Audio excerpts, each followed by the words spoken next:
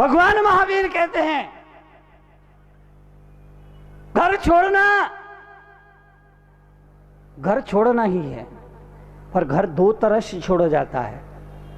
घर दो तरह से छोड़ा जाता है, एक पड़े पड़े और दूसरा खड़े खड़े।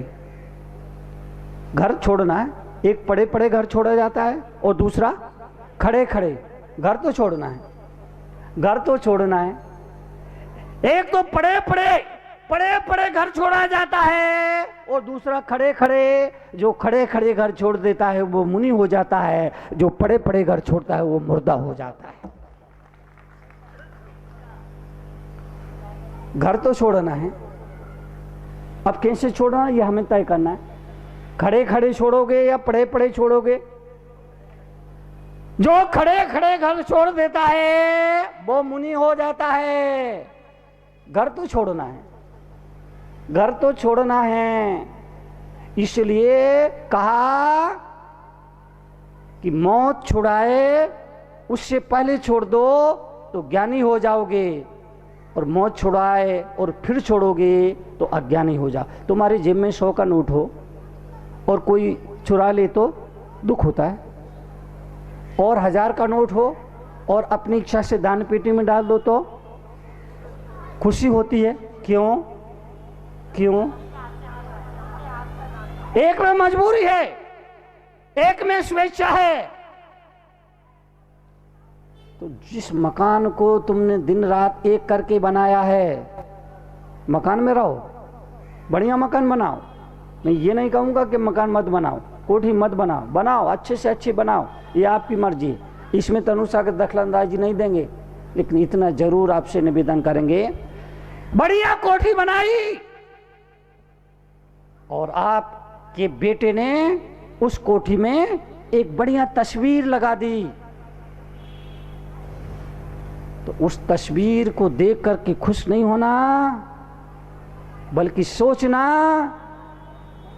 तस्वीर तो दीवार पर लग ही गई है, अब पता नहीं कब इसमें माला चढ़ जाए। तस्वीर तो दीवार पर लग ही गई है, अब पता नहीं कब इसमें माला चढ़ जाए। इसीलिए तरुण सागर कहेंगे कि माला चढ़ने से पहले प्रभु के नाम की माला लेकर बैठ जाना, जीवन सार्थक और धन्य धन्य हो जाए। घर में रहो कोई तकलीफ नहीं है, परिवार में रहो कोई तकलीफ नहीं है, मकान बनाओ कोई तकलीफ नहीं है, लेकिन उस तस्वीर को देख करके दिल में अहम नहीं आना चाहिए, बल्कि ये सम्यक ज्ञान पैदा होना चाहिए कि पता नहीं कब इस तस्वीर पर माला चढ़ जाए। माला चढ़े उससे पहले प्रभु के नाम की, अरहंत के नाम की, पंचपरमेष्टि के नाम की, नवकार मंत्र के नाम की माला हाथ में आ जाना चाहिए। क्योंकि मेरा अपना मानना है, माला माल वो नहीं जिसके पास घोड़े है, गाड़ी है, रुपया है, पैसा है, जमीन है, जायदाद है, बैंक है, बैलेंस है। माला माल वो नहीं जो करोड़ों में खेलता है, बल्कि माला माल वो है जिसके पास माल के साथ प्रभु के नाम की माला है। वो सही अर्थों में माला माल है, वो सही अर्थों में माला माल है। इसलिए अपने होश हवास में जीते जी ऐसे कुछ सत्कर्म जरूर कर लेना कि तुम्हारी आत्मा की शांति के लिए किसी और को भगवान से प्रार्थना ना करना पड़े। अपने होश हवास में कुछ ऐसे कर्म जरूर कर लेना कि तुम्हारी आत्मा की शांति के लिए किसी और को भगवान से प्रार्थना ना करना, क्योंकि औरों के द्वारा की गई प्रार्थनाएं हमारे बिल्कुल भी काम, औरों के द्वारा की गई प्रार्थना हमारे काम बिल्कुल भी नहीं आती। इसीलिए पिता आपके धर्म कर रहे हैं तो ये गफलत में मत लेना। मेरी माँ मेरे बाप बहुत धर्म करते हैं, बहुत दान करते हैं, नहीं, उनका उनके साथ, तुम्हारा तुम्हारे साथ, तुम्हारा तुम्हारे साथ होगा। आप जो अपने हाथों से अपने होश हवास में कर जाओगे केवल वो आपका होगा। माँ बाप कर रहे हैं वो माँ बाप का होगा, पत्नी कर रही है वो पत्नी का होगा। एक भाई से मैंने कहा तू कभी मंदिर नहीं आता? हाँ हमारा नहीं आता। कभी दान नहीं करता? हाँ नहीं करता। कभी आहार भी नहीं देता? नहीं देता। प्रवचन में भी नहीं दिखता? नहीं दिख रहा। क्यों? बोले महाराज मेरी पत्नी बहुत धर्म करती है, बहुत धर्म करती है, रोज मंदिर जाती है, अष्टमी चौदश करती है, पर्यूषण करती है, स्वाध्याय भी करती है, महाराज का पड़गान भी करती है, आहार भी देती है। मैंने कहा बहुत अच्छी बात है। बोले महाराज मेरी पत्नी का स्वर्ग जाना तय है कि नहीं? मैंने कहा बिल्कुल तय है। बोले बस जिस दिन वो जाएगी मैं उसके पैर। अब मैंने कहा भाई पैर ही पकड़ना है तो भगवान के पकड़, पत्नी के क्यों पकड़ रहा है? वो बोला महाराज करवा चौथ है, क्या करूं मैं? आपसे निवेदन करना, जैन दर्शन को जो समझने हैं समझते हैं, एक बात को समझ लेना, रावण मरता है, मर करके नरक जाता है। रावण की पत्नी मंदोदरी मरती है, मर करके सोल में स्वर्ग जाती है।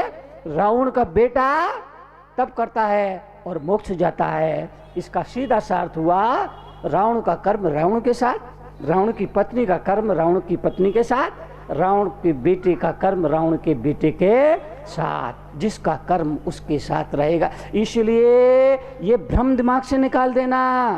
आज का आदमी भ्रम में जी रहा है, भ्रम में जी रहा है।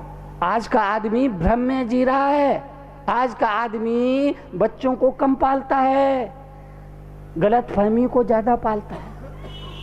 आज का आदमी, कई बार मुझे लगता है आज का आदमी बच्चों को कम पालता है, गलत फहमी को ज्यादा पालता है। एक आदमी नदी के किनारे बैठा था, नदी में पैर डाल के बैठा था।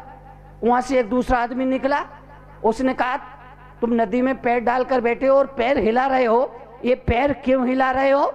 उसने कहा भाई अंधे तुमको दिखता नहीं है क्या? मैं पैर हिला रहा हूं इसलिए नदी बह रही है। अबे अंधे तुमको दिखता नहीं है क्या? मैं पैर हिला रहा हूं इसलिए नदी। ये भ्रम है, ये भ्रम है। पिछले गांव में, पिछली जगह जहां मैं रुका था, उस कमरे में छत पर एक छिपकली चिपकी थी। छिपकली छत पे उल्टी लटकी थी। मैंने छिपकली से पूछा तुम लोग हमेशा ये छत पे उल्टी क्यों लटकी रहती हो? कभी फर्श पे क्यों नहीं दिखती? फर्श पे आपको छिपकली नहीं दिखती, हमेशा छत पे उल्टी लटकी रहेगी। फर्श पे क्यों नहीं दिखती? कभी नीचे क्यों दिखाई नहीं देती? हमेशा फर्श पे उल्टी लटकी रहती, इसकी वजह क्या है? छिपकली ने ऐसी एक बात कह दी, मैं दंग रह गया। छिपकली ने कहा महाराज इस छत को हमने संभाल रखा है, अगर मैं नीचे आ गई तो ये छत तुरंत। अब बताओ, वो छिपकली और कोई नहीं इसी सभा में बैठी। कहो तो खड़ा करूं? खड़ू? अरे तुम ही तो वो छिपकली।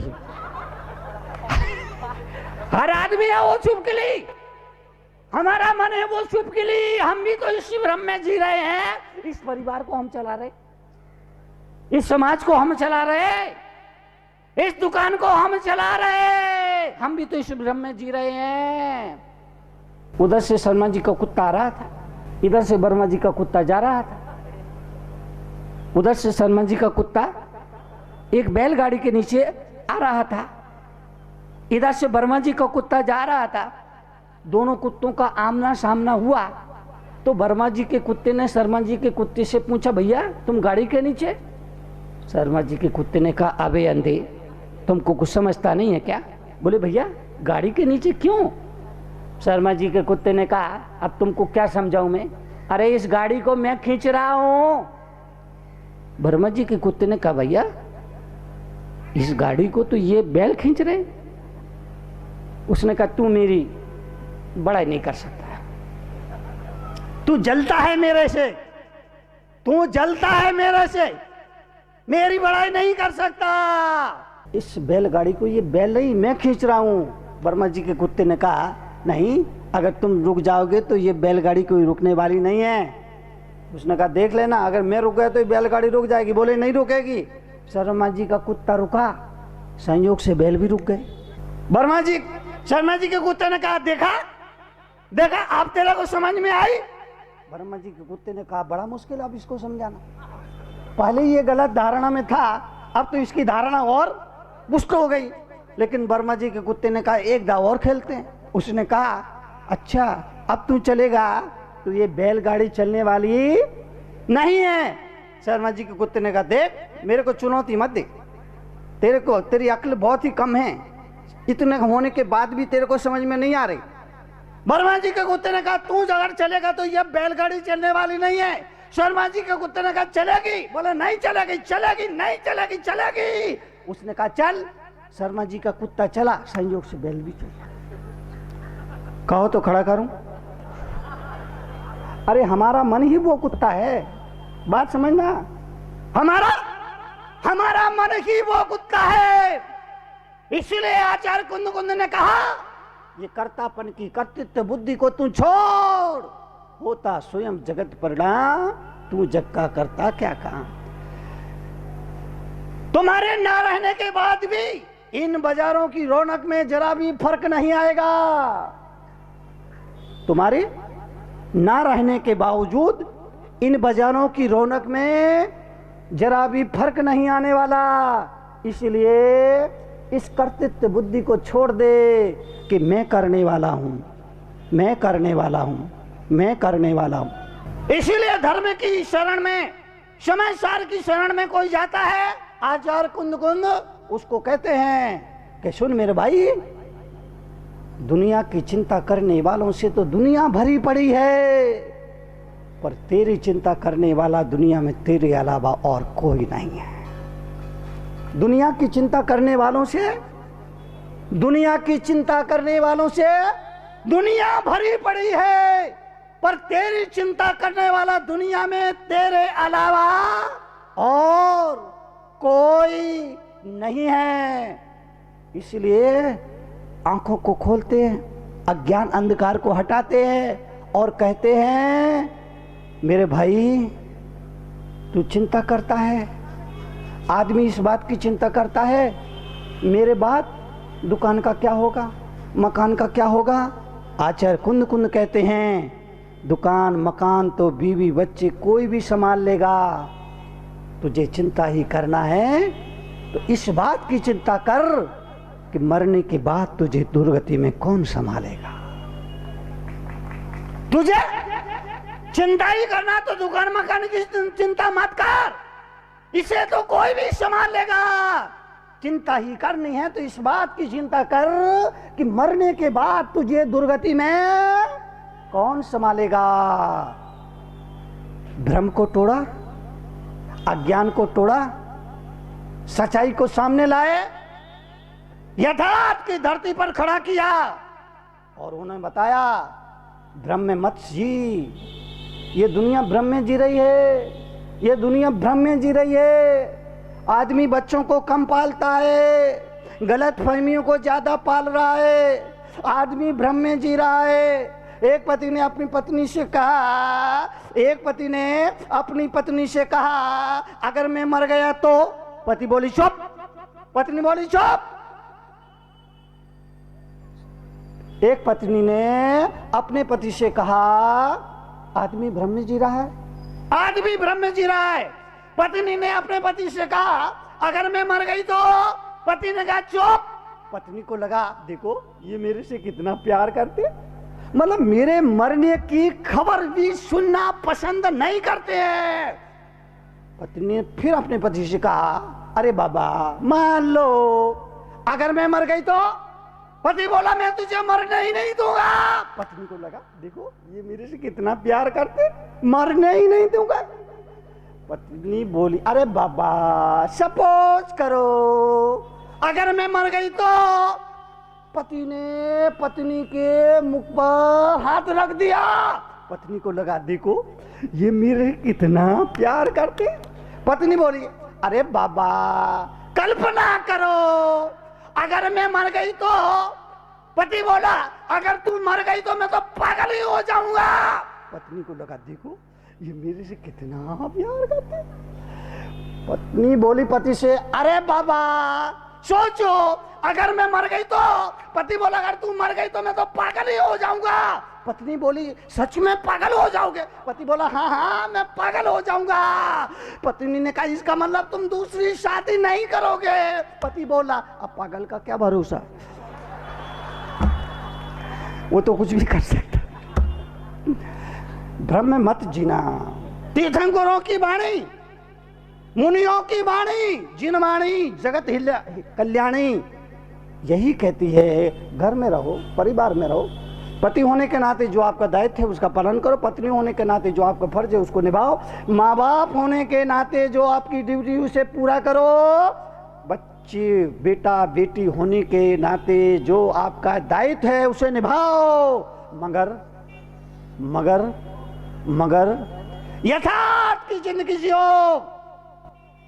दो सच होते हैं, दो तरह के सच होते हैं, एक व्यवहारिक सच्चाई, दूसरी वास्तविक सच्चाई। एक व्यवहारिक सच्चाई, व्यवहारिक सच्चाई ये घर मेरा है, ये व्यवहारिक सच्चाई है, ये बेटा ये बेटी मेरी है, ये पत्नी मेरी है, ये दुकान मेरी है, यह जमीन मेरी है, ये व्यवहारिक सच्चाई है। और वास्तविक सच्चाई तो ये है ये शरीर भी तेरा नहीं है। व्यवहारिक सच्चाई, दो तरह की सच्चाई होती है, एक व्यवहारिक सच्चाई और दूसरी वास्तविक सच्चाई। व्यवहारिक सच्चाई सबको याद है, पर वास्तविक सच्चाई, वास्तविक सच्चाई, वास्तविक सच्चाई ये शरीर भी मेरा नहीं है। एक भाई कल कह रहे थे महाराज आपको हमारी दिल्ली कैसी लगी? ऐसे बोल रहे थे जैसे दिल्ली इनके बाप की, आपको हमारी दिल्ली की। मैंने कहा भाई ये दिल्ली बिल्ली के चक्कर में क्यों पड़ता है तू? अरे ये शरीर भी तेरा नहीं है। सच्चाई, वास्तविक सच्चाई ये है ये शरीर भी तेरा नहीं है। इसलिए आपसे गुजारिश करूंगा, निवेदन करूंगा, जीवन में सब तरह की सुविधाएं हैं उसका इस्तेमाल उपयोग करो, लेकिन धर्म को मत भूलो, देव शास्त्र गुरु की भक्ति को मत भूलो। माल आपके पास में है लेकिन परमेष्टि के नाम की माला आपके साथ रहेगी तो आपके जीवन में सफलता ही सफलता होगी। स्वभाव को मीठा बनाओ, खाने को मीठा ना मिले तब भी स्वभाव को मीठा बनाओ, और सुबह से चीखिए मत, चिल्लाइए मत, सामने वाला गलती भी कर दे तब भी चुप रहिए। गुस्सा करना ही है तो 12 बजे बाद, अगर किसी के घर में आग लगाना ही है, वो अच्छी बात नहीं बोलता मैं, सारी बातों को आपने समझा। उम्मीद करता हूँ इन सूत्रों पर आप यकीन करें।